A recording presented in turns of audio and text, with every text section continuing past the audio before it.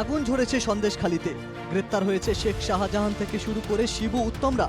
জমি দখলের লড়াইতে হিংসা দেখেছে উত্তর 24 পরগনার এই ছোট্ট দ্বীপাঞ্চল। বুধবার সন্দেশখালী মামলায় বড় সিদ্ধান্ত নিল কলকাতা হাইকোর্ট। বুধবারের শুনানিতে প্রধান বিচারপতি টি.এস. শিবজ্ঞানম ও বিচারপতি হিরণময় ভট্টাচার্যের বেঞ্চের পর্যবেক্ষণ।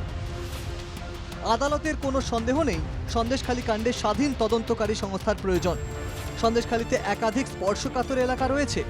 স্পর্শকাতর এলাকাগুলিতে বিভিন্ন অপরাধমূলক ঘটনা ঘটছে। সেই এলাকাগুলিতে বিশেষ নজরদারি প্রয়োজন। সিবিআই এই মামলায় ইতিমধ্যে যুক্ত, তাই সিবিআইয়েরই তদন্ত করা উচিত। রাজ্য সব রকমভাবে তদন্তকারী সংস্থাকে সহযোগিতা করবে।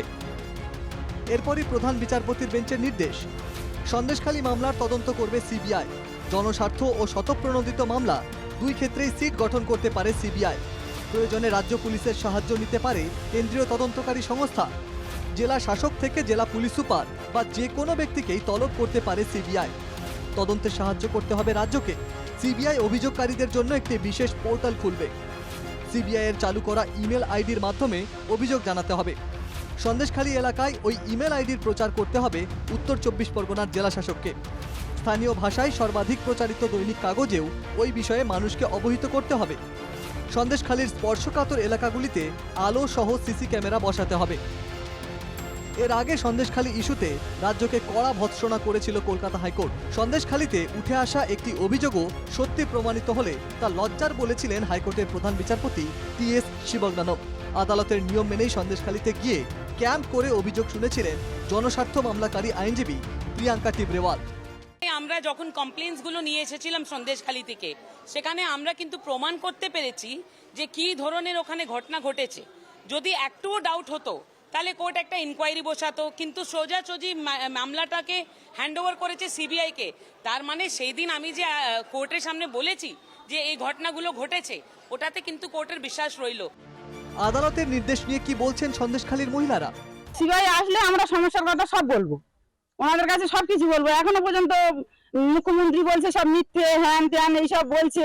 আবার এখান থেকে লোকজন তুলে নিয়ে যাচ্ছে, পয়সা কড়ি দিচ্ছে, যে একরকম ছিল আর একরকম হয়ে যাচ্ছে গ্রামে।